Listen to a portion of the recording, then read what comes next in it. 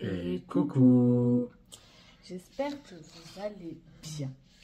Nous, ça va déjà un peu mieux. Bon, ça dépend pour qui. Toi, ça va beaucoup mieux. Ouais, donc je risque de souvent tousser dans la vidéo, comme par exemple dans 3 secondes. Veuillez m'excuser. Les enfants vont mieux. Merci pour tous vos messages sur Insta pour nous demander comment ils allaient. Ils vont pas beaucoup mieux, mais la fièvre déjà est tombée. Ouais, c'est ça. Maintenant, il reste quelques symptômes. Et maintenant, depuis 24 heures, c'est à mon tour d'être malade. Elle pensait y échapper, la pauvre. Voilà, mais bon, maman, tu dis maman malade, dis une maman qui doit rester sur le terrain en forme. Ouais, j'ai pris la relève des gosses cette nuit. Oui, non, c'est vrai. Cette nuit, j'étais incapable de toute façon de me lever. Donc, aujourd'hui, ça sera une vidéo FAQ, voilà, foire donc, aux questions. tout simplement. On vous a laissé le choix de vous poser des questions sur Instagram. On les a ici. Donc, je vais poser les questions sur mon téléphone. Et on va essayer d'y répondre ensemble. Mais avant toute chose, n'hésitez pas à liker, commenter, partager et surtout vous abonner. Allez, place au générique. Coucou, c'est Aya. Morgane. Mehdi. Et Suivez nos aventures. Merci. allez, question numéro 1. Bonjour, la sécurité par rapport à la France. Ben, c'est le jour et la nuit. Non, c'est vrai que pour là où nous sommes dans la ville de Québec, enfin la rive sud de Québec. C'est très sécuritaire, on va dire. C'est pas comme en France où il peut y avoir des vols, des agressions tous les jours. Là, c'est très rare qu'il y ait des histoires. Et les seules histoires qu'il y a, c'est comme d'habitude, c'est l'histoire de trafic de drogue entre gangs. Mais sinon... Encore, on n'en entend pas vraiment. Non, il y a eu juste une séquestration il y a 2 mois, mais sans plus, quoi. Ah ouais? Ouais, c'est pas sous info, mais sans plus, quoi. C'était Los Angeles et Hells contre, je sais pas quoi, une gang d'ici. Après, donc, moi, de mon avis personnel, la sécurité, on la ressent vraiment. Déjà, quelque chose qui est super pour moi, c'est que tête en l'air que je suis, il m'arrive quand même parfois de laisser la voiture ouverte, le temps que j'aille faire une course, acheter le pain ou même des fois toute la nuit devant la maison. Et la voiture n'a jamais bougé, la voiture n'a jamais été fouillée, enfin on nous a jamais touché la voiture quand elle était ouverte. Ouais. Combien de fois ça m'est arrivé de partir à l'épicerie avec Mehdi ou toute seule, de laisser la porte ouverte, enfin pas la porte ouverte mais de partir. Il y avait fenêtre ouverte avec le téléphone en vue, ouais, voilà. Et ça, portefeuille. Et jamais on ne m'a touché quelque chose dans la voiture, donc déjà rien de ça... Oui, on va toucher du bois, mais rien de ça. Sachant qu'à bientôt rentrer en France, si elle garde ses habitudes là à Paris ou quoi. Ouais, non, là, va falloir vraiment que je me remette dans le truc. Mais voilà, déjà rien de par rapport à ça. En France, ça fait bien longtemps, je pense, que je n'aurai plus de portefeuille, de téléphone ou même de voiture. Et puis même une femme dans la rue ne va pas se faire siffler, dire hey, Miss, t'as des jolies cuisses, elles ouvrent à quelle heure? T'as pas un 06 ou un 07? Non, c'est vrai que non, déjà rien que là-dessus, au niveau... Ils sont plus respectueux, excuse-moi de te couper. Ils sont plus respectueux, et puis comme j'ai envie de dire, c'est que le Québec, enfin du moins là où on est, bon après je pense que c'est un peu partout dans le Québec, passé à Montréal aussi, c'est venez comme vous êtes. Vous pouvez vous habiller comme vous voulez, vous ne serez pas jugé, vous ne serez pas mal regardé, on va pas vous faire chier. Enfin bah, voilà. Les seuls qui vont juger sont les Français qui arrivent quoi en fait. Oui, c'est vrai, parce que même nous, enfin, on va pas se mentir, même nous, des fois, on est là en mode... Ah, parce qu'on n'était pas habitués. Quand on était arrivé, surtout à Montréal. À Montréal, ils ont vraiment... Enfin, ils sont plus ouverts. Ils sont plus ouverts et c'est vraiment le style propre à chacun. Mais à Montréal, il y a plus de délinquance, vu qu'il y a plus d'immigration, on va dire aussi. Malheureusement, c'est le pour et le contre. Mais c'est vrai que là-dessus, en tant que femme, on peut s'habiller comme on veut. Je sais qu'en été... bon. J'ai pas eu l'occasion, mais si je voulais juste me mettre un petit crop top avec un petit short... Je l'ai pas interdit, hein. Non, c'est que tu faisais pas beau. Mais si je voulais juste me mettre un petit crop top avec un petit short ou quoi, je sais que je pourrais. C'est pas comme en France où j'étais là en mode, putain, on voit 1 cm de ma peau. Je peux pas sortir comme ça, on va me faire chier. Bon, il y a quelques années, tu t'en foutais, hein. Non. Qu'il y avait quelques kilos en moins. Hein? T'es méchant. Bref. Bref, donc au niveau de la sécurité, voilà, c'est vrai que le Québec alentour... On peut marcher dans la rue avec son téléphone dans la poche arrière, on ne se le fera pas prendre. Enfin, du moins, moi qui ai toujours cette mauvaise habitude de laisser le téléphone dans la poche arrière, mais dit qu'il me reprenait tout le temps en France, on va te prendre le téléphone. Ici aussi, il me le dit, mais c'est vrai que ici, je suis plus confiante. Au niveau des colis, ils vont vous les laisser devant la porte, peu importe, on va dire, la valeur. C'est les livreurs, ils vous laissent devant la porte et les colis ne bougent pas. Enfin, de l'autre côté, il n'y a pas de vol en tout cas. Voilà. S'habiller comme on veut et même par rapport aux enfants. Enfin, c'est vrai que moi, je vois vis-à-vis de Malia, en France, je suis toujours tiens-moi la main et tout. Bon, ici, tu t'éloignes pas. C'est un réflexe. Mais en fait, c'est vrai qu'on est tellement plus serein dans la rue, c'est que Malia va marcher à côté de nous sans me tenir la main. Bon, bien sûr, quand on a des bains de foule, elle me tient la main. Mais je vais pas être là à me dire, ma fille, on va me la prendre, enfin, je sais pas comment expliquer. On est plus serein, quoi, dans la rue. Ils vont pas essayer, sinon. Deuxième question. Vous préférez le Canada ou la France depuis votre arrivée?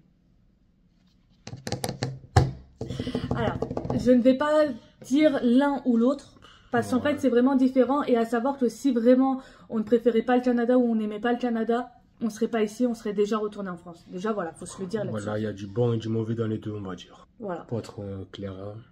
C'est autant va y avoir du bon au Canada, déjà par rapport à la sécurité, par rapport à vivre sereinement pour les enfants. Les possibilités d'évolution, le gouvernement qui est un peu moins con qu'en France, mais ça commence à s'équilibrer apparemment. Mais sinon, ouais, c'est... Les salaires quand même qui suivent au niveau, c'est vrai, au niveau des courses et tout, on peut se permettre d'acheter des choses qu'on ne pouvait pas s'acheter en France parce que après, les salaires suivent. Le niveau de vie il est beaucoup plus élevé ici aussi, oui, faut se le dire. Mais voilà, par rapport à la France où le niveau de vie est élevé mais les salaires restent bas, ici le niveau de vie est élevé mais les salaires suivent quand même. Enfin, ça dépend pour qui, ouais.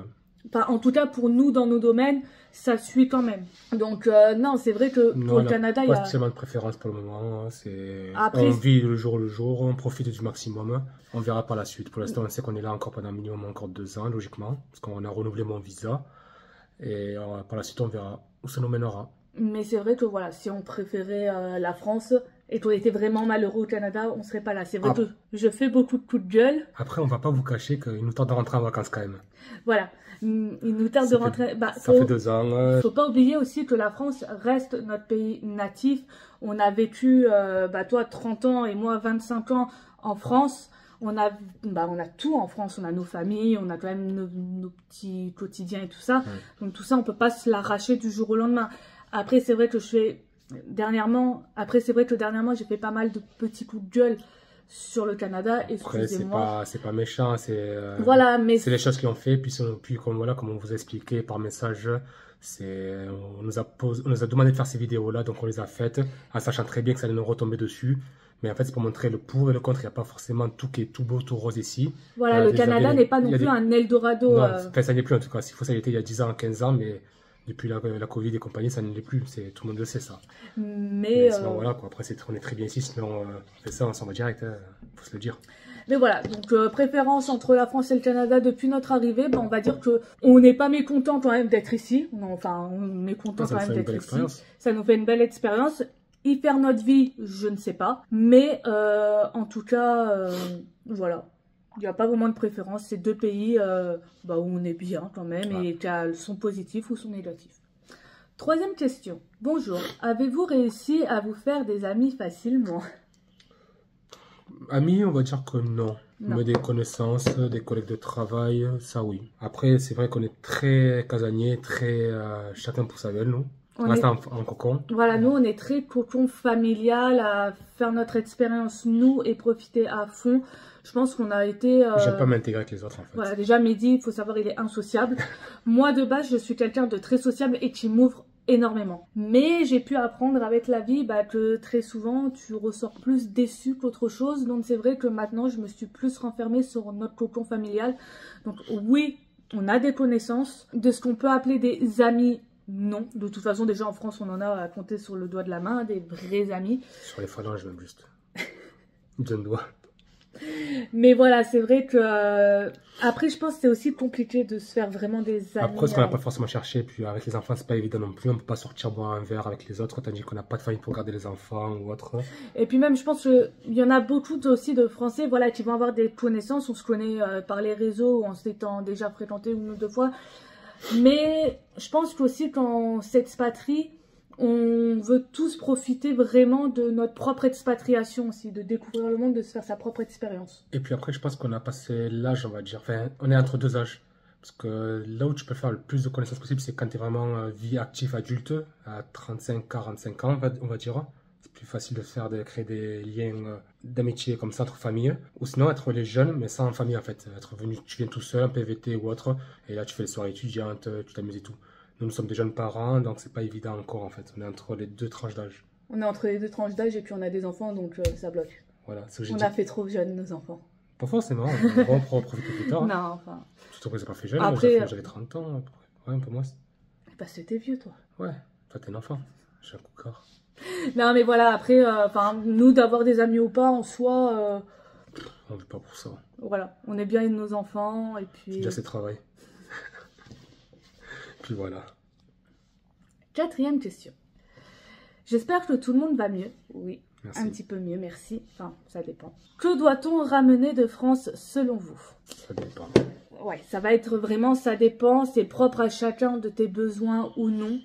Après, si je peux te donner, par exemple, notre exemple, si ça peut t'aider, parce que je pourrais pas te dire ce qui est vraiment à prendre ou pas, vraiment, ça dépend de chacun et de ses priorités. Pour ce qui est de nous, comme exemple, déjà, on n'est pas parti avec des affaires en conteneur ou autre. Nous, on est simplement parti avec les valises en soute. C'est ça, on a tout vendu en France pour tout racheter ici.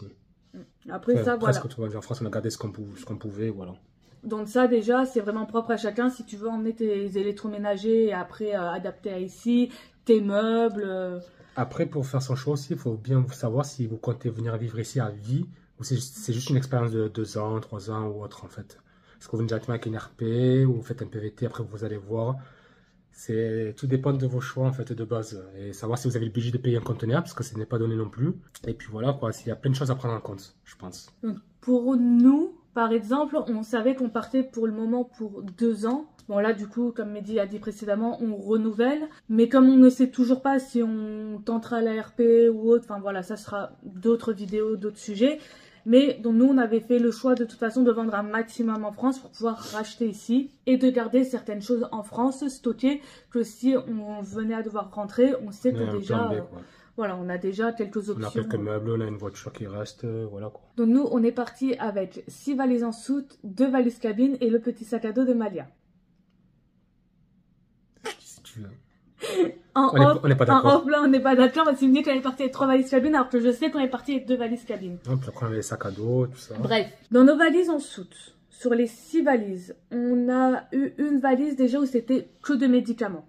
Il faut savoir que Malia, qui est asthmatique avec des allergies alimentaires et respiratoires, il lui faut un traitement de fond. Donc on avait vu avec son pédiatre, son allergologue et avec accord de la CPAM, parce qu'il faut faire signer un accord de CPAM et tout ça, on avait pu partir avec 6 mois de traitement d'avance de fond pour Malia. Et en même temps, on avait demandé à notre médecin généraliste, notre médecin de famille, de nous faire une ordonnance avec vraiment tous les médicaments qu'on pourrait avoir besoin.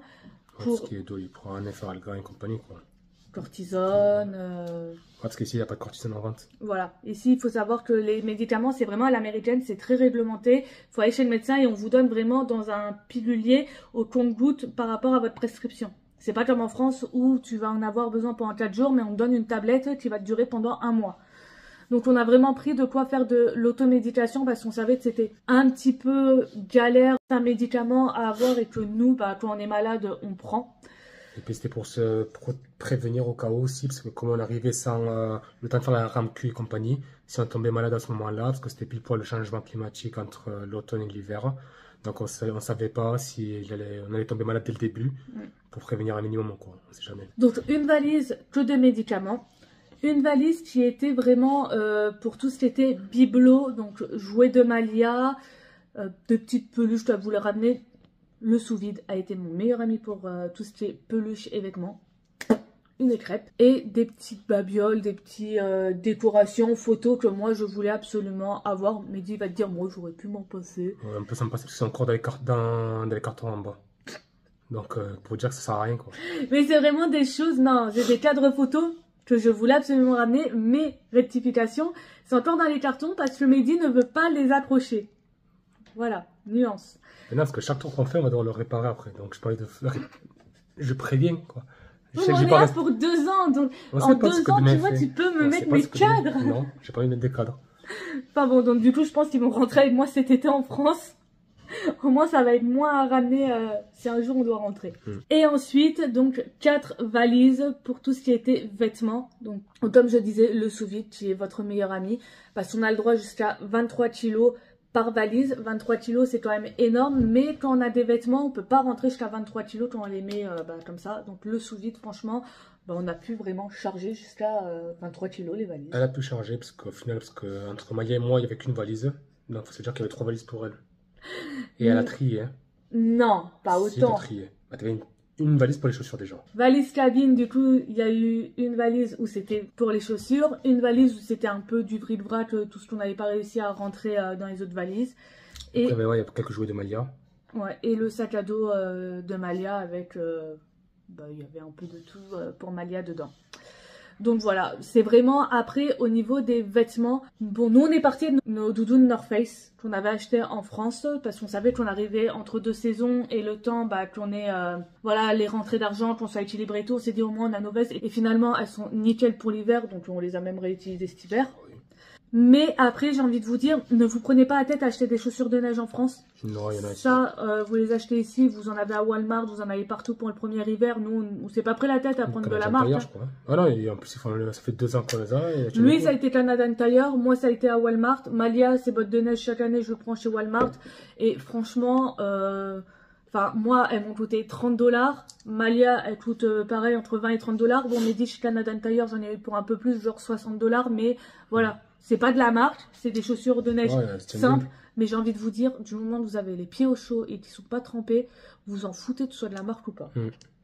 Donc voilà, c'est vraiment, nous on est parti qu'avec pratiquement des vêtements, mais à savoir que les vêtements, bon Malia j'ai pas pu charger à bloc parce que elle était petite, elle me grandit encore. Nous, j'ai essayé de charger quand même un max nos vêtements parce qu'il faut savoir que par contre, c'est pas donné comme partout, enfin du coup... c'est surtout qu'il n'y a pas de Kiabi, il n'y a pas de Primark. Même le Zara qu'il y a ici, il est plus cher qu'en France. Enfin bon, on va pas dire que tout est trop cher parce que vous pouvez trouver des bonnes promos quand même. Oui. Mais c'est vrai que de partir avec un bon stock de vêtements, c'est quand même bien, surtout pour l'hiver. Enfin, nous, on était partis en période d'hiver, donc c'est pour ça qu'il fallait charger. 5e question. Comment Mehdi a réussi à changer d'employeur avec un PTF? Explique-nous tout. Mais vous allez tout voir dans cette vidéo. Non, ça vous pouvez voir sur cette vidéo-là, mais en gros, on vous explique aussi. Un récap de 30 secondes. Tu pourras le faire toi. Non, tu pourras le faire toi parce que j'arrive quasiment plus à parler avec la gorge. Bon, alors un récap de 1 minute. Donc Mehdi est venu avec un permis de travail fermé chez une certaine entreprise restauration rapide très connue au Canada, qui fait partie limite du number 1, pour pas citer le nom. Moi, je suis venue en permis de travail ouvert pour conjoint de fait et Malia a obtenu un permis visiteur le temps de nos permis. Il faut savoir que quand on arrive avec un permis de travail fermé, on est censé être sur tout le long de notre permis de travail avec cet employeur. Sachant que Mehdi, lui, en plus, était en permis de travail fermé EIC, donc pour les jeunes professionnels, les jeunes qui ont moins de 35 ans. Suite à des complications avec son ancien patron, donc c'était non-respect des normes de travail canadiennes et aussi non-respect des clauses qui avaient été fixées avant notre arrivée ici. Mehdi a déposé une plainte auprès de l'IRCC avec en même temps une demande de permis ouvert pour travailleurs vulnérables. Voilà. Donc tout est expliqué ici de la démarche qu'on a faite. Mais en gros, l'IRCC ont donné raison à Mehdi. Il a eu un premier permis de travail ouvert pour travailleurs vulnérables de 6 mois. Là, actuellement, son employeur est en train de nous faire un nouveau permis de travail fermé EIMT pour 2 ans. Parce qu'il faut savoir que quand vous avez un jeune pro, vous ne pouvez pas le renouveler. C'est jeune pro une seule fois et après il faut passer par un permis de travail fermé EIMT. On vous fera une vidéo pour vous expliquer les différents permis de travail. Mais voilà. 6e question. Les magasins de déco à conseiller au Canada pas trop cher? Dollarama, pour commencer. C'est bien, c'est pas trompé. Ouais, parce que juste avant tu l'as fait, donc j'ai retenu. Donc il y a Dollarama, après un déco, Maxi Dollar, il y a quoi d'autre? Alors, il faut savoir que Dolorama, c'est vraiment équivaut à Action. Ouais. Donc, si tu cherches, si vous cherchez de la décoration pas trop chère, vraiment, vous avez quand même pas trop mal de choix chez Dolorama. Il y a aussi Maxi Dollar. Donc, Maxi Dollar, c'est un Dolorama, mais un peu plus cher.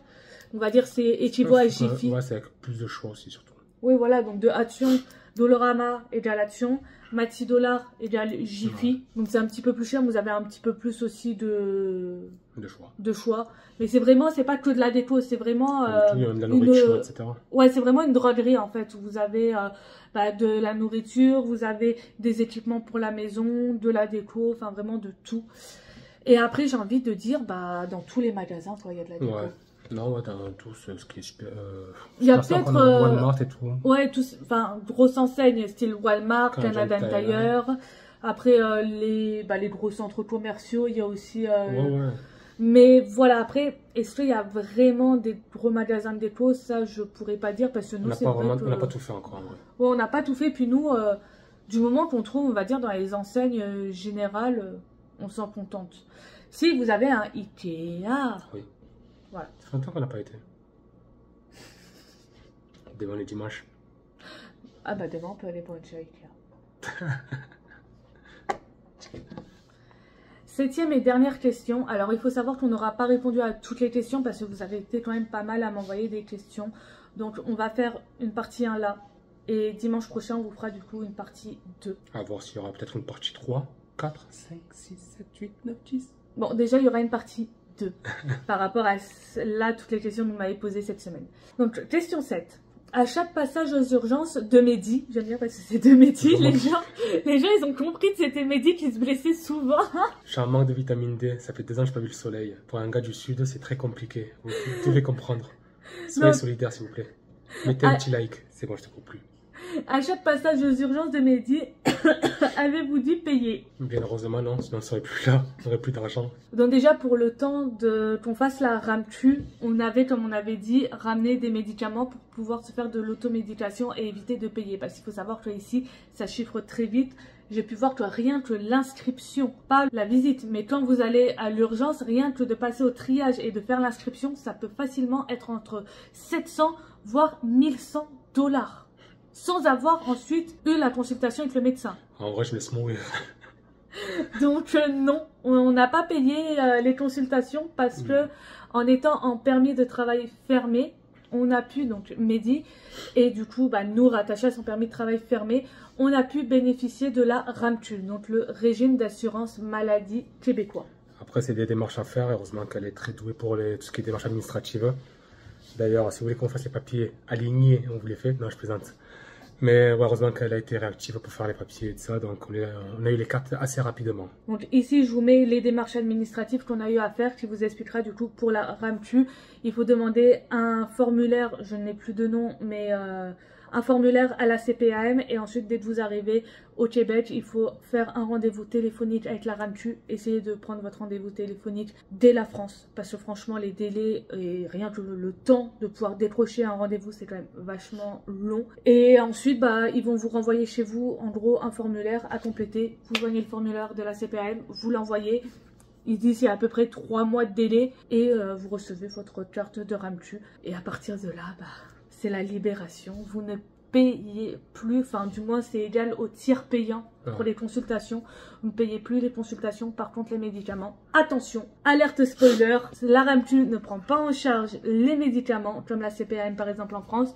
Et les mutuelles, c'est pareil, enfin les assurances collectives ici, ils vont prendre une partie, mais vous avez quand même une grosse partie de reste à charge. Il faut se dire un truc, vous avez la RAMQ, vous avez la mutuelle du travail. Que vous payez. Que vous payez. Assez cher. Vous avez une mutuelle privée que vous venez quand vous êtes français, par exemple en PVT, en jeune pro, qui est assez honorable. Donc vous avez l'équivalent de 3 mutuelles, on va dire. Et ça, les 3, ça doit prendre 10% du prix du médicament. Non, il faut savoir, les 2 québécoises prennent en moyenne 10% du prix. Et après, il y a la... et après, il reste la française. Mais on va se dire que la française, elle est très compliquée. En fait, ils vous remboursent le moindre centime de dépenses que ne prend pas en compte les assurances québécoises. Mais les démarches, elles sont tellement reloues à faire que finalement, on est là en mode... Tant Et pis. même pour tout ce qui est canadien, du coup, c'est rembourser une misère. Mais gardez bien vos factures parce que, chose qu'on a appris cette année, vu qu'on a eu des dépenses médicales, gardez bien vos factures parce que vous pouvez les joindre à vos Relevé d'impôt. relevés d'impôts. Bon, ça, après, c'est pas nous qui l'avons fait, on ne pourra pas vous expliquer comment, mais en gros, on a tout donné à notre comptable pour les mettre dans les déductions d'impôts. Donc ça, par contre, ça peut être un peu intéressant. Ouais. Vous épargnez, on va dire, le fait de vous faire soigner. Bon, Ouais, mais- sur ce, désolé, on n'a pas pu répondre à toutes vos questions, donc on va vous faire une autre vidéo pour la semaine prochaine. Si ça vous aura plu, bien évidemment. Bien Donc évidemment. n'hésitez pas à nous le dire. À nous dire si vous voulez une partie 2 et n'hésitez pas à nous reposer aussi encore des questions bah, En dans les commentaire. commentaires. Sur ce, bah, on vous souhaite un bon week-end de Pâques. On espère que le lapin va vous gâter. Bah, nous, vous verrez sur la vidéo de mercredi si le lapin aura gâté notre famille. Surtout moi, j'espère. Toujours à lui. On Ils a sont des trop- enfants, ils sont tu trop n'es petits. plus. Ils sont Non, trop petits pour Malia, elle manger. n'est pas trop petite. Mais l'autre, oui. Et mon fils, bah, le lapin, il va peut-être pas lui apporter des chocolats. Le pauvre. Pourquoi le pauvre? Non, Oui. c'est le pauvre pour toi, Oui, Mathilde. bah, le pauvre, moi, je parle de moi à la troisième personne. Je suis quelqu'un, tu vois. Ah. Plaît-il. Enfin bon, j'espère que le lapin va bien gâter vos familles. Ne vous faites pas une crise de foie avec le chocolat. Si Attention vous à en la... avez trop, si vous voulez, on vous envoie notre adresse pour nous le renvoyer. Et attention aussi au chocolat parce que là, on est en préparation Summer Body. Parce qu'il faut Ouais. se dire, il reste 3 mois. Parce que depuis qu'elle a couché il y a 2 mois, elle dit que lundi, elle reprend le régime. Mais c'est lundi, elle n'a pas dit quel lundi de l'année, en fait. Non, là, Là, on est à c'est... mardi, du coup, parce que lundi, c'est férié. C'est Bah, le- lundi, c'est Pâques. Donc lundi, C'est mardi ça va être prochain. chocolat. Donc mardi... Non, là, faut vraiment que je Donc, m'y mette. mercredi, je vous dirai si elle a commencé ou pas. Essayez de le motiver un peu. Bon, Moi, je parle, moi, j'ai toujours été gros, donc ça passe. On est habitué, mais elle, le bon petit 34 de l'époque.